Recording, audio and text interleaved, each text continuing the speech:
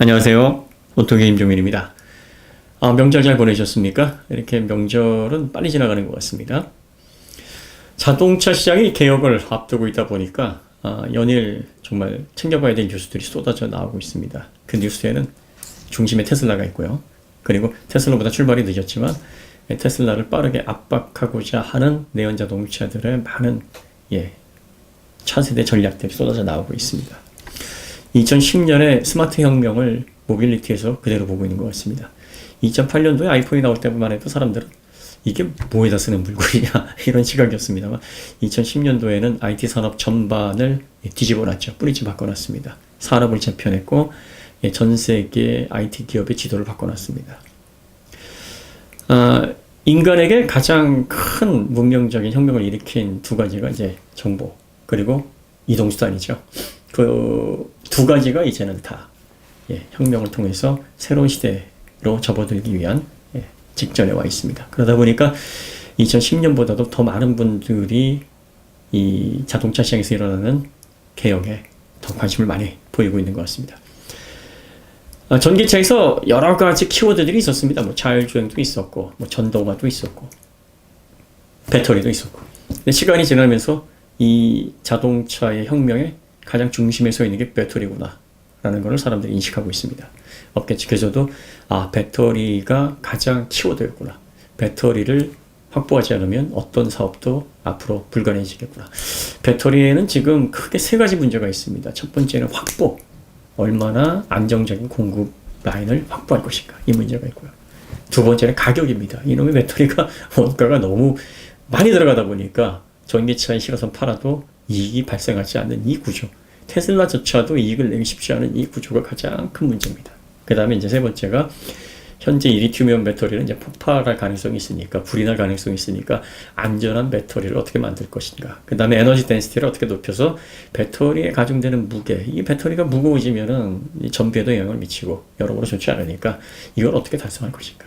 첫 번째, 이 배터리 공급은 이제 자체적으로 생산하지 않으면 방법이 없어요. 그리고 배터리 업체들에게 의존을 하는 순간 그 기업은 앞으로 전기차 시대의 리더가 될 수 없으면 자명하죠. 뭐 전기차를 아무리 많이 만들어 놔도 배터리 수급이 안 되면 사업을 유지할 수가 없습니다. 결국은 배터리 기업의 적극적인 투자 그리고 생산에 관여를 해야 됩니다. 대부분의 업체들이 이제 그걸 인식을 하고 있기 때문에 뭐 토요타 같은 경우는 아예 전고체로 가겠다. 미래 배터리로 가겠다. 그리고 현대도 SK나 또 LG 그리고 삼성 전략적인 제휴를 통해서 합작회사 SK하고 LG는 현재 리튬이온 배터리의 공급 그리고 생산 관련된 합작회사 등의 협의를 하고 있고 삼성 SDI는 전고체 배터리 개발을 통한 미래 차세대 배터리에 대한 전략을 세워놓고 있으니까 리튬이온 이후에 전고체 배터리 전략을 어떻게 가져갈 것인지에 대해서 조율을 하고 있는 그런 과정이 아닌가 싶습니다. 폭스바겐도 최근에 뭐 2,500억 전고체 배터리를 개발하는 업체에 투자를 하고 리튬이온 계열의 기업에도 많은 투자를 지금 진행을 하고 있습니다. 자, 그러니까 배터리 수급이 누가 더 원활하게 그 공급 라인을 확보할 수 있느냐. 직접 생산하면 더 좋고. 테슬라가 이제 배터리 대회를 통해서 2030년에 전 세계 배터리 업체가 생산하는 1.5TWh의 2배가 되는 3TWh의 배터리 생산해내겠다. 그러니까 많은 사람들이 네가 전 세계 배터리 회사가 생산 가능한 예상량이라고 하는 거에 2배를 생산해낸다고? 이게 또 뻥카 발동하네. 뭐 이렇게 손가락질하는 사람들도 있고요.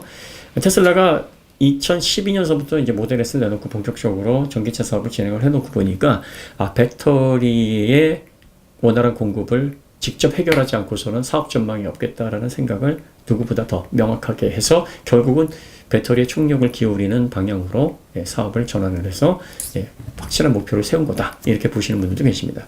어쨌든 이 배터리를 누가 더 효율적으로 공급을 확보할 수 있느냐. 이게 이제 가장 큰 문제고요. 두 번째는 이제 가격인데 지금 현재 그 배터리 업체에서 배터리에 들어가는 가격 100이라고 보면 배터리 원자재에 들어가는 가격만 75%의 돈이 들어간다는 얘기예요. 나머지로 이걸 제조하고 상품화를 해야 된다는 거니까 이익이 굉장히 좋지 않다는 겁니다. 그래서 LG화학이 최근에 분석을 한 것도 계속적으로 전략적으로 배터리 올해는 뭐 100GWh의 생산 늘리고 내년에 내후년에 이런 전략적인 아주 적극적인 전략들을 펼쳐야 되는데 이 배터리를 제조해서 남는 이익이 생각보다 많지가 않으니까 시설에 재투자할 수 있는 비용이 충분치가 않은 거죠. 그래서 회사를 독립시켜서 투자를 이끌어내기 위한 전략이다 이렇게 보는 시각이 있습니다. 그리고 현재 그 리튬이온 배터리 같은 경우에는 뭐가 문제냐면 양극재에 들어가는 리튬, 코발트, 망간 혹은 알루미늄 가운데서 코발트가 이제 사실은 문제거든요. 리튬도 많이 가격이 올랐어요. 자동차 배터리에 사용되는 거는 이제 탄산 리튬, 수소나 리튬 두 가지 쓰는데 대체적으로 탄산 리튬이 다루기가 좋으니까 탄산 리튬을 쓰죠. 이 가격도 계속 오르고 있고요. 코발트 같은 경우에는 콩고에서 한 50%, 중국에서 한 40% 나는데 콩고는 뭐 연일 분쟁으로 시끄러운 곳이니까 공급이 수월하지 않은 데가 많고요. 중국은 원자재 가지고 정치적인 목적으로 좀 이상한 짓을 잘하죠. 그러다 보니까 코발트 국제 시세가 뭐 톤당 몇만 불에서 뭐 10만 불 이상으로 굉장히 등락폭이 많습니다. 재료비도 워낙 비싸거니와 오를 때는 한정없이 오르니까 이 양극재에 들어가는 이 코발트를 얼마만큼 줄여내느냐가 지금 관건이에요. 그래서 최근에 6위까지를 쓰다가 8위를 쓰겠다. 니켈 8, 코발트 1, 망간 1. 그 다음에 SK이노베이션은 9, 2분의 1, 2분의 1. 코발트를 1도 아닌 0.5를 넣겠다. 그리고 궁극적으로 일론 머스크는 하이니켈 만들어서 코발트 안 쓰겠다. 코발트가 안 들어가야 어쨌든 기본적으로 원자재 가격을 많이 낮출 수가 있습니다. 그래서 그게 또 관건이고. 리튬은 산소와 아주 활발한 반응을 일으키기 때문에 그 시설 확충에도 비용이 굉장히 많이 들어갑니다. 그러니까 이 가격을 끌어내지 않으면 굉장히 지금 전기차 미래가 불투명한 상태죠. 보통 자동차 아이스 엔진 같은 경우에 그 아이스 자동차 같은 경우에 원자재 가격이 차지하는 비중이 대략적으로 30% 정도가 되면 이익이 발생을 하는 그런 좋은 구조가 됩니다. 근데 전기차는 배터리 팩이 평균적으로 얼마냐면 12,000불 정도 됩니다. 그러면 내연 자동차 만드는 원자재 가격을 배터리가 다 잡아먹는 거예요. 이게 문제거든요. 물론 각 나라마다 유럽, 미국, 뭐 우리나라 보조금을 통해서 어느 정도 그 범퍼를 해줍니다. 그래서 배터리에 들어가는 비용들을 보전을 해주는데 이 보조금은 언제까지 줄 수 있는 건 아니에요. 앞으로 계속 전기차가 늘어나고 전동화가 되면 2025년을 기점으로 해서 빠르게 이 보조금은 없어질 거거든요. 그러니까 그 이전에 어떻게 해서든지 배터리 단가를 낮춰야 됩니다. 그래서 내연 자동차처럼 이익 구조를 만들어내야 되는데 전기 자동차에만 올인하고 있는 테슬라조차도 이익 구조가 나질 않으니까 어떻게 해서든 우리가 만들어서라도 끌어내리겠다. 그리고 다른 배터리 업체들이 갑질하지 못하도록 지금 LG화학도 테슬라와 그 배터리 공급을 하면서 이익이 너무 없어가지고 제가 죽을 맛이다 이런 얘기를 합니다. 그럴 수밖에 없는 게 최대한 협상을 해서 싸게 가져와야 이걸 배터리에 실어서 전기차에 실어서 이익을 낼 수 있는데 그렇게 해도 안 나는데 더 지불할 수가 없는 거죠. 그러니까 일론 머스크가 계속해서 공급받다가는 결과적으로 이익을 내기는커녕 계속 회사는 적자를 내고 전기차 대중화는커녕 문턱에서 자빠질 수 있는 그런 초유 사태가 벌어질 수 있으니 결과적으로 되든 안 되든 우리가 2030년까지 3TWh의 배터리를 공급 라인을 쥐고 다른 업체들로부터 한 절반 정도 공급받는 방식으로 해서 시장을 만들어가는 수밖에 없겠다. 어떻게 해서든 그때까지 끌어내려서 3년 안에 25,000불짜리 전기차 낼 수 있도록 목표를 세우자 해서 배터리 데이 때 그 당찬 계획을 낸 거죠. 그러니까 지금의 관점에서 보면 이거는 현실 가능한 계획은 일단 아닌 것처럼 보입니다. 그래서 상식적으로 이게 말이 되냐 하는 얘기가 그래서 많이 나오는 건데 지금까지 테슬라나 뭐 스페이스X가 상식적으로 생각할 수 있는 어떤 그 사업을 펼친 회사가 아니죠. 상식과 예상을 뛰어넘는 결과물들을 일론 머스크 타임이 있어서 좀 늦게 보여주긴 했습니다만 계속 보여줘 왔으니까 앞으로도 좀 긍정적으로 할 수 있지 않겠는가 이런 시각들이 있고 어쨌든 전기차를 대중화시켜서 결과적으로 이 전기차가 전면에 서기 위해서는 이 배터리 문제를 어떻게든 해결해야 됩니다. 자, 그러다 보니까 현재 리튬이온 배터리가 이렇게 이익 구조가 제대로 안 나는 구조다 보니까 소재 개혁을 해야 된다. 그리고 세 번째 이제 불 나는 거기 때문에 불이 날 수 있는 화재의 위험이 있기 때문에 이제 차세대 배터리로 가야 된다. 그게 이제 리튬황, 리튬 메탈, 솔리드 스테이트 이런 배터리입니다. 그래서 가장 각광을 받고 있는 게 솔리드 스테이트죠. 솔리드 스테이트 배터리는 이 설파이드 방식이 있고 옥사이드 방식이 있고 그다음에 폴리머 방식이 있습니다. 지금은 이제 설파이드 방식이 가장 각광을 받고 있는데 뭐 어떤 방식이 앞으로 대중화될지는 더 시간이 지나가 봐야 아는 상황입니다. 설파이드나 옥사이드 방식은 대체적으로 대상 물질, 그러니까 전해 물질로 사용되는 고체 대상 물질이 한 10가지 각각 됩니다. 그래서 그 중에서 어떤 물질이 가장 적합한지를 계속 지금 실험을 하고 있는 거예요. 어떤 물질이 최종적으로 선택이 될지는 더 시간이 지나봐야 하는 상황이고, 폴리머는 기존의 그 리튬이온 폴리머 방식을 좀 더 고체 타입으로 개선을 시켜서 사용하는 방식이고, 여기에도 이제 대상 물질이 한 6개 정도가 거론이 되고 있습니다. 근데 지금 솔리드 스테이트 배터리는 그 토요타에서 3년 전서부터 한 15조 투자해서 개발을 하고 있는데, 토요타 분위기가 지금 좋지 않습니다. 왜 좋지 않냐면, 가장 문제가 되는 게 뭐냐면, 전극하고 이 전해질이 딱 붙는 전극에서 무슨 문제가 생기냐면, 액체 전해질이라고 하면, 액체라 그래가지고 물처럼 이렇게 막 흐르는 건 아니에요. 보시면은 액체 타입의 전해질을 그 사이에 이렇게 전극과 전극 분리막 그 사이에 이렇게 집어넣어요. 그러면 그 사이가 워낙 좁기 때문에 이게 스미는 정도입니다. 그러니까 왜 얇게 잼 바른다는 형태로 보시면 됩니다. 그래서 실제로 이렇게 보면은 배터리 잘라서 거꾸로 넣으면 물이 막 새는 그런 상태 아니에요. 그 원통형 보면은 이렇게 롤처럼 말려 있어서 이 롤에 잼 발라져 있는, 얇은 잼 발라져 있는 그런 형태라고 생각하시면 돼요. 그런 형태들은 아무래도 이제 액체 타입이니까 원극판의 구리호일의 원소들이 이온화를 일으키게 되면은 이제 덴드라이트라는 가지 형태의 이물질로 이게 고체화돼서 뾰족하게 분리막을 뚫어요. 근데 리튬이온에서 분리막이 굉장히 중요한 게 뭐냐면, 이 양극하고 음극하고 붙어버리면 저항이 없어져 버리니까 쇼트가 일어나서 연쇄 폭발이 일어나거든요. 그러니까 불나요. 그런데 그 불나는 원인 중에 하나가 이 전극 변화로 인한 덴드라이트와 같은 이물질입니다. 최적 변화, 뭐 이런 것들이에요. 그런데 이 전고체 배터리는 액체 전해질이 아니라 고체 전해질입니다. 고체 전해질에다가 이 활성 물질을 발라서 이 전극하고 전극하고의 간극을 최대한 메꾸는 거거든요. 근데 여기에서 에노드 쪽에 구리호일에서 열화로 인한 덴드라이트 같은 게 발생을 하게 되면 이물질로 이렇게 돌출이 되잖아요. 근데 액체는 돌출이 되더라도 그걸 감싸는데, 고체는 그 부분이 이렇게 덜 뜹니다. 그 부분이 이렇게 쭉 떠요. 그러면 그 공간을 어떻게 메꿔주느냐, 이게 문제예요. 그런 식으로 계속 이런 공간들이 생겨버리면 결과적으로 셀이 죽어버립니다. 그리고 저항이 발생을 해서 에너지 덴시티가 급격하게 떨어지는 문제. 이것 때문에 현재 지금 전고체 배터리가 한 200회까지는 안정적으로 뭐 잘 되는데, 그 이상의 플래시가 지금 보장이 안 되는 그 문제에 봉착해 있어요. 처음에는 이 문제를 해결을 할 수 있을 것이다. 빠른 시간 내에 양산화할 수 있도록 궤도에 오를 것이다 생각을 했는데, 이 생각만큼 이게 해결이 안 되는 겁니다. 다양한 방법들이 많이 나오고 있습니다. 그 중에서 이제 가장 좀 주목을 끄는 방식이 이렇게 압축을 어느 정도 줘서 간극을 압축으로 메꾸는 뭐 그런 방식들도 지금 제한이 되고 있는데, 가뜩이나 얇은 그 층에 계속 압력을 가하게 되면 전극과 전극이 맞닿아서 불나면 어떻게 될 겁니까? 이런 문제들이 지금 대두가 되는 거죠. 그래서 지금 토요타에서도 분위기가 상당히 좋지 않다 그래요. 이게 과연 한 3, 4년 안에 2025년이 이제 그 양산화 원년이니까 해결이 될 것 같지가 않은 거죠. 물론 시간이 지나봐야 합니다. 이게 될지 안 될지는 뭐 지금의 예상으로는 몰라요.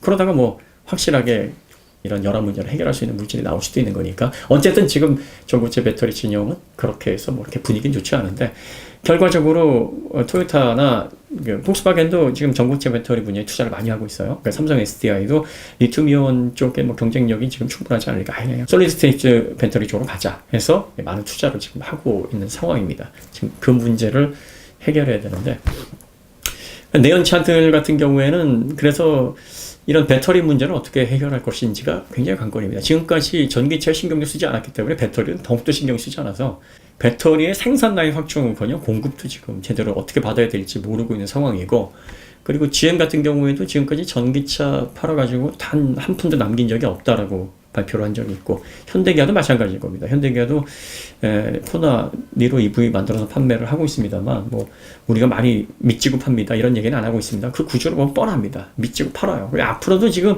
배터리 문제 해결하지 않으면 25정을 내든 뭐 35정을 내든 계속 밑지고 팔아야 되는 그런 초유의 상태가 발생을 하게 되는 거죠. 그러니까 이 문제 빨리 해결을 해야 되는 게 지금 관건입니다. 그 다음에 내연 자동차들이 테슬라를 왜 빠르게 따라잡기가 어렵냐? 기술 격차가 대략적으로 전문가들의 의견에 의하면은 최소 6년에서 길게는 10년까지 벌어져 있다고 얘기를 합니다. 그러면 어떤 분들이 이렇게 생각을 할 거예요. 내연 자동차들이 멍 때리고 있었으니까, 그동안 신경 안 썼으니까 못 따라간 거지. 신경 쓰고 따라가면 그거 한 2, 3년이면 좁힐 수 있지 않을까? 라고 생각들을 많이 하십니다. 자, 근데 여기에도 큰 함정이 하나 있는 게 뭐냐면, 앞서 있는 상황에서 그냥 멈춰 있으면은 3, 4년 안에 따라갈 수 있겠죠.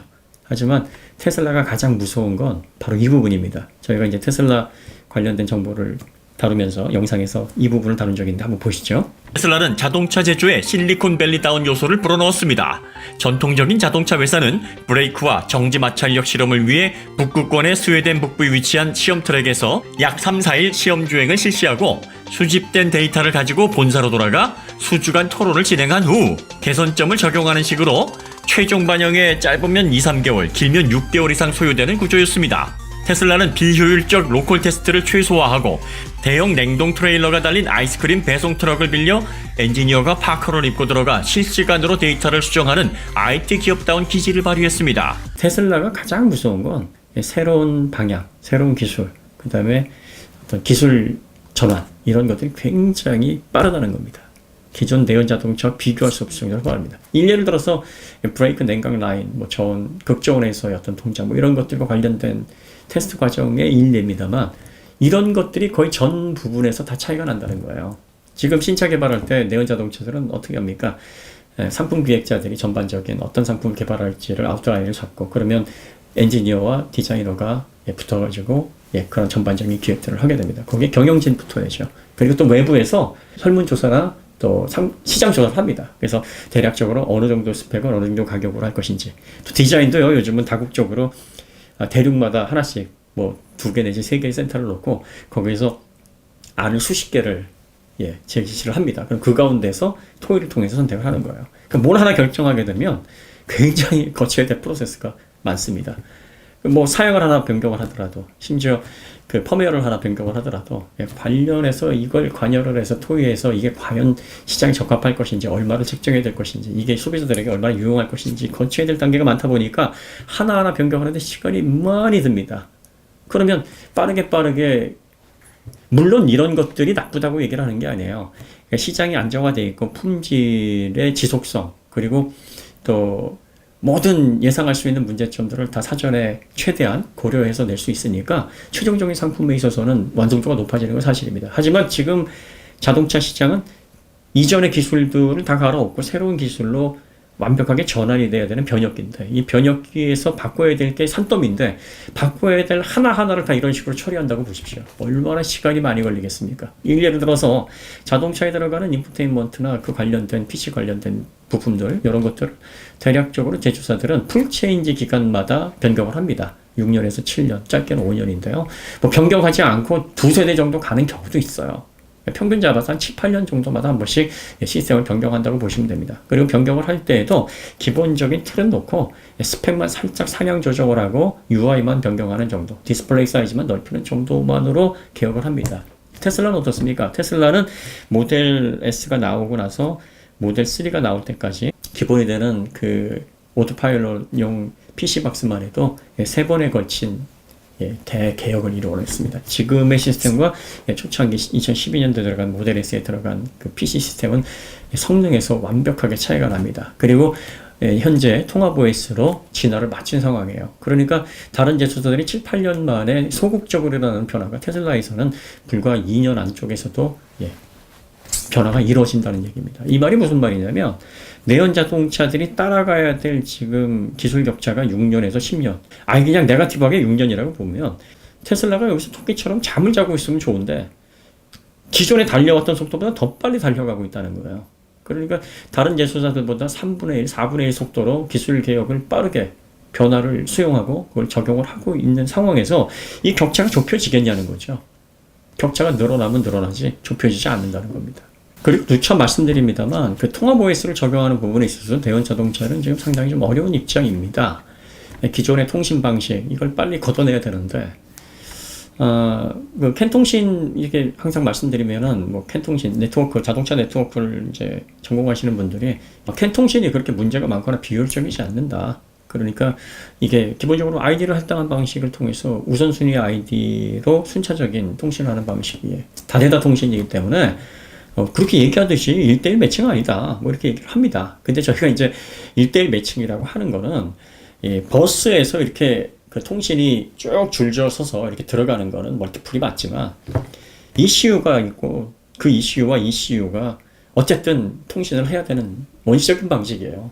자, 통합 OS가 되려면 강력한 PC박스와 효율적인 통합 OS 그리고 몇 개의 레귤레이터 연결된 액추에이터를 중앙에서 관장할 수 있는 그런 효율적인 시스템이 구성이 돼야 되는데 지금의 뭐 캔 FD도 있고 플렉스웨이도 있고 모스도 있고 규격이 많습니다. 이런 것들은 각각의 장치들이 붙어서 ECU와 또 ECU가 어찌됐든 간에 이 1대1로 통신을 하는 방식이에요. 물론 그 캔이라는 버스는 여러 개의 ECU가 붙어가지고 그 통신선을 따라서 순차적으로 움직이는 멀티마스터 방식이고 정기적인 노이즈에도 강하고 뭐 여러 가지 이점이 있습니다. 뭐 저렴하게 구성할 수도 있고. 근데 ECU하고 ECU가 결국은 각 개별적으로 붙어야 되는 장치이기 때문에 지금 ECU 자동차가 얼마나 많아요. 그러니까 그 각 ECU에서 연결되는 선 때문에 하니스가 많아지는 거죠. 궁극적으로 지금의 캔 FD든 뭐 플렉스웨이든 모스든 안 돼요. 이게 통합 OS로 구성 안 된다는 건 여러분들이 더 잘 아실 겁니다. 일단 대역폭 자체가 하이 스피드 캔도 1Mbps고